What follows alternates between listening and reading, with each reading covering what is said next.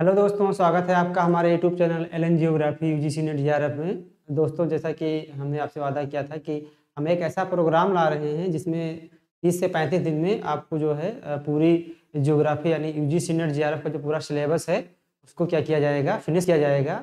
जो हमने नया सिलेबस आप लोगों को लास्ट वीडियो में बताया था उसी सिलेबस के अकॉर्डिंग, तो उसी क्रम में आज हम लोग स्टार्ट करने वाले हैं अपना जियोमॉर्फोलॉजी। और देखते हैं कि जियोमॉर्फोलॉजी में पहला चैप्टर कौन सा है, उसी से हम लोग स्टार्ट करेंगे।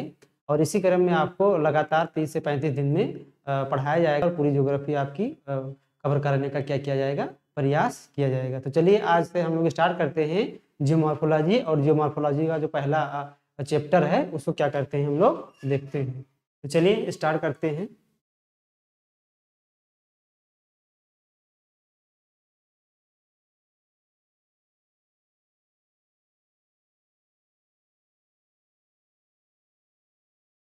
हमारा जो पहला टॉपिक है वो है कंसेप्ट ऑफ जियोमॉर्फोलॉजी, यानी जो हमने आपको सिलेबस में बताया था कि जो हमारा पहला यूनिट का जो सिलेबस रहेगा जियोमॉर्फोलॉजी में वो क्या था, कंसेप्ट ऑफ जियोमॉर्फोलॉजी, जिसमें जियोमॉर्फोलॉजी की कुछ कंसेप्ट की बात की जाए। उसी क्रम में आज हम लोग बात करने वाले हैं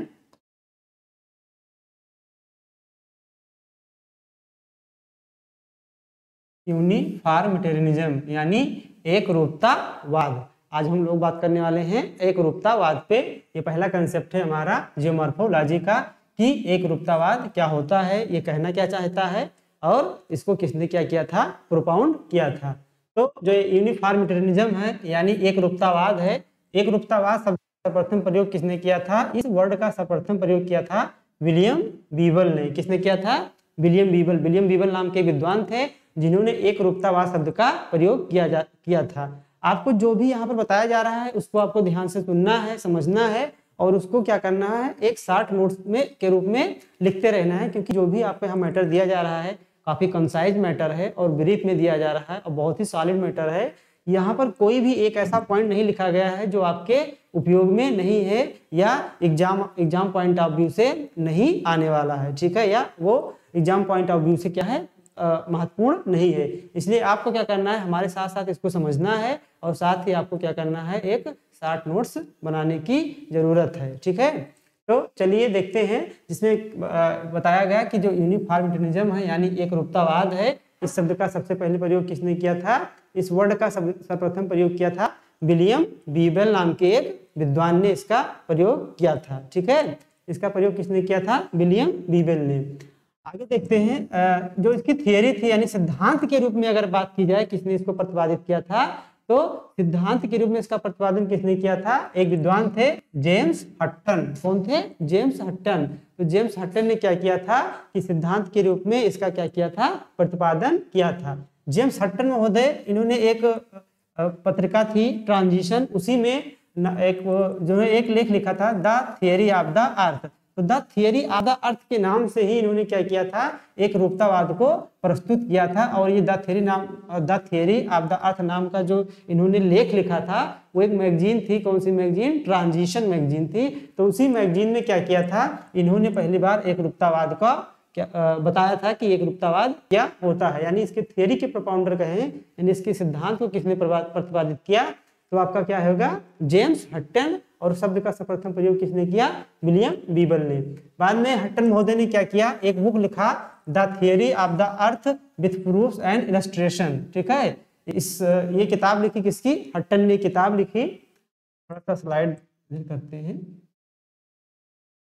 चलिए देखते हैं। हटन ने किताब लिखी the theory of the earth with proof illustration, ठीक है। तो ये महत्वपूर्ण किताब थी किसकी, हटन की। और इसी किताब में क्या किया था, बाद में इन्होंने यूनिफॉर्मिटेरियनिज्म यानी एक रूपतावाद को क्या किया था, विस्तार रूप दिया था।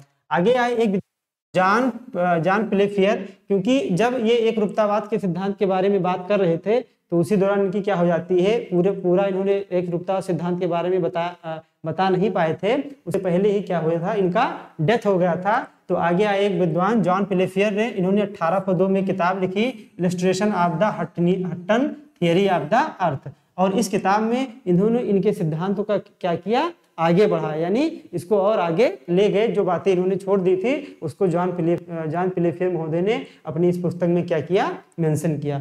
तो इस तरह से अगर क्वेश्चन आता है कि हटन की थ्योरी को आगे किसने बढ़ाया, तो हटन की थ्योरी को आगे किसने बढ़ाया था, जॉन प्लेफेयर महोदय ने इसको आगे बढ़ाया था। आगे और एक विद्वान आए चार्ल्स लियोल, जिनका नाम था, इन्होंने किताब लिखी द प्रिंसिपल ऑफ जियोलॉजी, यानी द प्रिंसिपल ऑफ जियोलॉजी में इन्होंने क्या किया कि इस एकरूपतावाद सिद्धांत को क्या किया, महत्वपूर्ण स्थान दिया। यानी इन्होंने इस किताब में जो हटन महोदय की थ्योरी थी इसको क्या किया, महत्वपूर्ण स्थान दिया। तो यूनिफॉर्मिटरिज्म यानी एकरूपतावाद से संबंधित कितने विद्वान थे, तो यहाँ पर जो आपको विद्वान के नाम बताए गए उसको याद रखना है, किसने वर्ड दिया, किसने थियरी दिया, कौन सी किताब लिखी, ये सारी बातें यूजीसी में आपसे क्या की जाएंगी, पूछी जाएंगी और कई बार क्या है, पूछा गया है। आइए अब हम देखते हैं कि एकरूपतावाद था क्या, क्या कहना चाहते थे हटन महोदय।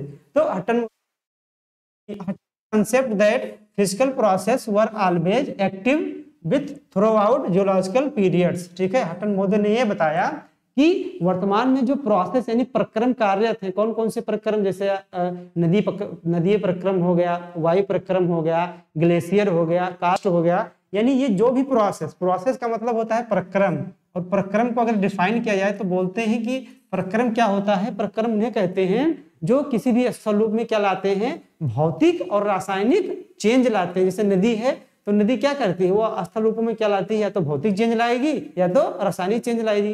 तो प्रक्रम उन्हीं को बोलते हैं जो भौतिक और रासायनिक चेंज लाते हैं। तो हटन महोदय ने यह बताया कि वर्तमान में जो प्रोसेस कार्य कर रहे हैं, यानी जो नदी हो गया, ग्लेशियर हो गया, जो वर्तमान में कार्य कर रहे हैं, वो पृथ्वी, ये जो भूगर्भिक पीरियड है यानी भूगर्भिक काल है, उसके प्रत्येक काल में क्या थे, विद्यमान थे। यानी जो प्रोसेस आज कार्य कर रहे हैं वो हजारों साल पहले भी क्या कर रहे थे, कार्य कर रहे थे। यही बातें इन्होंने यहाँ पर बताया। ठीक है, लेकिन उनकी जो इंटेंसिटी थी इन्होंने बताया था वो क्या थी, सेम थी। ठीक है, उन्होंने ये बताया था हटन महोदय ने कि जो प्रोसेस वर्तमान में कार्यरत हैं वो क्या थे, इतिहास के यानी भूगर्भिक इतिहास के प्रत्येक काल में कार्यरत थे। और उनकी जो तीव्रता थी वो भी क्या थी, सेम थी। यानी जिस दर से आज नदी बह रही है, जिस दर से आज ग्लेशियर कार्य कर रहे थे, वो हजारों साल पहले भी क्या कर रहे थे, कार्य कर रहे थे। और इसी पर इन्होंने क्या कहा कि द प्रेजेंट इज की टू द पास्ट, यानी वर्तमान क्या है, भूत की कुंजी है। भूत की कुंजी यानी कुंजी का क्या काम होता है, ताला खोलना। तो इन्होंने जो वर्तमान बताया कि वर्तमान क्या है, भूत की कुंजी है। यानी वर्तमान के आधार पे आपके जो अतीत में घटनाएं घटित है, हुई हैं, उसको क्या कर सकते हैं, आप जान सकते हैं। ये बहुत ही महत्वपूर्ण इनका क्या था, कोटेशन था। ठीक है, कि वर्तमान क्या है, वो भूत की कुंजी है। यानी वर्तमान के आधार पे जो भूत में हुआ है उसको आप आसानी से क्या कर सकते हैं, जान सकते हैं। जैसे इन्होंने बताया कि अगर आज ग्लेशियर एक प्रोसेस है वो कार्य कर रहा है, तो वो बहुत हजारों साल पहले भी कार्य कर रहा था। ठीक है, आज के आधार पे आप भूत को क्या कर सकते हैं, जान सकते हैं। ठीक है, जैसे मान लीजिए जहाँ आज राजस्थान है, तो राजस्थान में आज क्या पाया जा रहा है, आज आपको जो है खनिज तेल भी निकाला गया है राजस्थान के कई पार्ट से। तो इससे आप क्या पता लगा सकते हैं, आप कैसे आप ये जान सकते हैं कि वर्तमान में राजस्थान तो पूरी तरीके से क्या है, डेजर्ट रूप में है। ठीक है, वहां पर कोई भी प्रकार की वनस्पतियां नहीं पाई जा रही हैं और ना कोई जीव जंतु बहुत भारी मात्रा में पाया जा रहा है, लेकिन फिर भी आपको वहां पर खनिज तेल देखने को मिल रहा है। तो इससे ये स्पष्ट होता है कि कहीं ना कहीं बहुत पहले वहां पर क्या रहा होगा, वहां पर हरे भरे जंगल रहे होंगे। ठीक है, बहुत सारे जीव जंतु रहे होंगे जो कि क्या हो गए, दबकर नष्ट हो गए, और उन्हीं उससे से आज हमें तेल प्राप्त हो रहा है। यानी वर्तमान के आधार पे आपने क्या किया, भूत को जान लिया। लेकिन इन्होंने एक बात कही थी कि जो प्रोसेस कार्य कर रहे हैं उनकी इंटेंसिटी क्या थी, सेम थी। यानी जैसे आज ग्लेशियर काम कर रहा है, जिस दर से काम कर रहा है, नदी जिस दर से काम कर रही है, उसी दर से हजारों साल पहले भी कार्य कर रही थी। यही बात इन्होंने क्या कह दी, गलत कह दी। कार्य तो कर रहा था, लेकिन जो उनका कार्य करने का दर था वो क्या था, अलग अलग था। ठीक है, यही इनकी क्या होगी, बात में आलोचना की जाएगी। जैसे हम देखते हैं कि आज जो ग्लेशियर कार्य कर रहे हैं उनका दर बहुत ही कम है। जब हम बात करेंगे, आगे बात करेंगे क्लाइमेटोलॉजी में, जब क्लाइमेट चेंज पढ़ेंगे तो ऐसा पता एविडेंस सामने आते हैं कि हजारों लाखों करोड़ों साल पहले बहुत सारे हिमयुग यानी पूरी पृथ्वी के कई भागों में हिम क्या थे, आपके नजर आ रहे थे। तो उस समय क्या था कि जो ग्लेशियर थे उनकी तीव्रता क्या थी, बहुत ही ज्यादा थी। लेकिन इन्होंने कहा कि नहीं, तीव्रता क्या थी, सेम थी। यही बात इन्होंने गलत कही। लेकिन ग्लेशियर जैसे आज कार्य कर रहे हैं वैसे हजारों साल पहले भी कार्य कर रहे थे। तो ये स्टेटमेंट इनका आपको बहुत अच्छे से याद होना चाहिए और इसका मतलब याद होना चाहिए। आगे इन्होंने क्या कहा, आगे इन्होंने कहा कि Hutton believed in orderliness of nature. Hutton कहते हैं कि जो आपका जो प्रकृति है वो क्या है, काफी ऑर्डरलीनेस है, यानी बहुत ही उसमें क्रमबद्धता पाई जाती है, सिस्टमेटिक रूप में काम करता है। और नेचर किस रूप में काम करता है, साइक्लिक रूप में काम करता है। किस रूप में कार्य करता है, साइक्लिक रूप में, यानी नेचर चक्रीय रूप में काम करता है। ठीक है, चक्रीय का अर्थ यहाँ पर इन्होंने ये बताया कि नेचर ऐसा नहीं कि काम करेगा फिर रुक जाएगा, वो हमेशा क्या है, वो कार्य करते रहता है। किस रूप में, सिस्टमेटिक रूप में और चक्रीय रूप में कार्य करता रहता है। जैसे कहीं पर क्या हो रहा है, ठीक है, विध्वंस हो रहा है। कहीं पर ये पर्वत है तो ये पर्वत बन रहा है, तो कहीं पर ये पर्वत क्या हो रहा है, नष्ट भी हो रहा है। ठीक है, वर्तमान में देखा भी जा सकता है कि होता क्या है कि जहां पर रचनात्मक प्लेट किनारा मिलेगा आपको, यानी दो प्लेटें जहां पर दूर जाती हैं, हम आगे पढ़ेंगे इसको, तो नीचे से लावा निकलता है तो नई क्रस्ट का फॉर्मेशन होता है।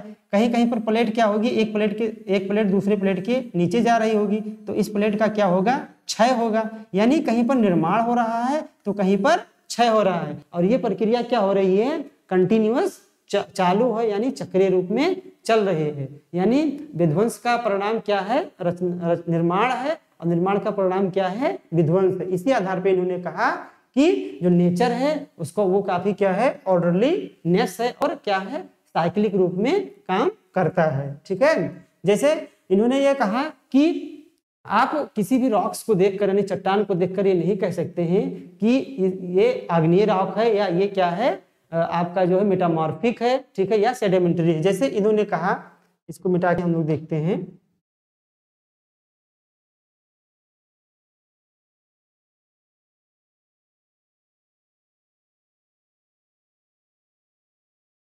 इन्होंने कहा कि जैसे मान लीजिए पहले मैग्मा ऊपर आया और किस राख का निर्माण हुआ, इग्नियस राख का निर्माण हुआ, आग्नेय सेल का निर्माण हुआ। आग्नेय सेल में क्या हुआ, अपक्षय हुआ, अपर्दन हुआ, और कहीं पर जाके डिपॉजिट हो गया, और यहाँ पर सेडिमेंटरी यानी अवसादी सेल का निर्माण हो गया। यहाँ से शुरू हुआ था, इसको ध्यान में आप रखिएगा, प्रोसेस कहाँ से स्टार्ट हुआ था, यहाँ से मैग्मा ऊपर आया, आग्नेय सेल बना, आग्नेय सेल बनने के बाद इसका अपक्षय अपर्दन हुआ, कहीं पर जमाव हुआ तलहटी में, और कौन सी सेल बन गई, सेडिमेंट्री सेल बन गई। सेडिमेंट्री सेल के बाद इसमें काफी क्या हुआ, ताप एवं दाबीय परिवर्तन आया, जिसके कारण ये किसमें हो गई, मेटामॉर्फिक के रूप में कन्वर्ट हो गई। ठीक है, मेटामॉर्फिक के रूप में कन्वर्ट हो गई। मेटामॉर्फिक से क्या हुआ, फिर यहाँ पर ज्वालामुखी घटना हुई इस राख में, और ये फिर ऊपर आकर या नीचे आकर क्या बन गया, इग्नियस राख बन गया। यानी ये इग्नियस से शुरू हुआ था और इग्नियस पे लास्ट में क्या हुआ, मान लीजिए खत्म हुआ। अब आपसे हम ये वाली इग्नियस ना देकर ये वाली इग्नियस राख आपको दे दिया जाए और पूछा जाए कि ये कौन सी राख है,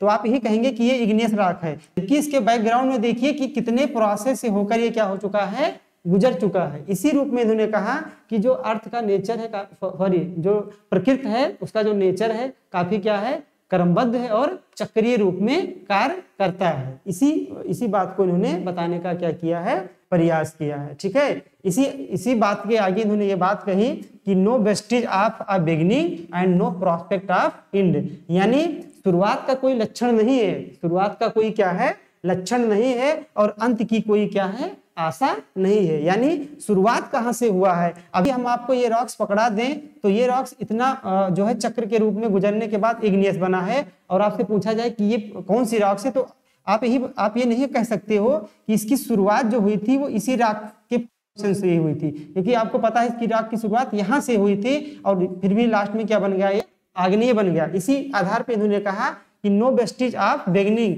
यानी शुरुआत का कोई लक्षण नहीं है, and no prospect of end, और अंत की कोई आशा नहीं है। यानी आप इग्नियस रॉक लिए हो तो आप ये नहीं बता सकते हो कि ये अंत में क्या बनेगा, ये आपका सेडिमेंट्री भी बन सकता है, मेटामॉर्फिक भी बन सकता है, और अंत में ये पुनः इग्नियस ही बन सकता है। तो ये दोनों कोटेशन आपको क्या करना है, हमेशा याद रखना है। इनके जो एक रूपतावाद का सिद्धांत है उसमें आपको एक पॉइंट ये भी याद रखना है, इन्होंने अपने सिद्धांत में एक शब्द का प्रयोग किया है, पॉलिम्पसेस्ट टोपोग्राफी।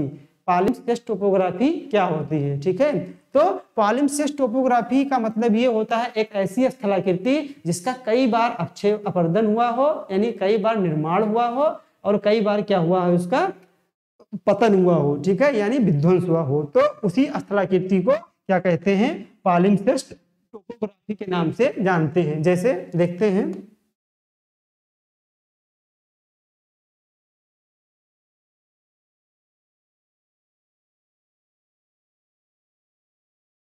जैसे कोई लैंडफॉर्म है, ठीक है, ये कोई लैंडफॉर्म है।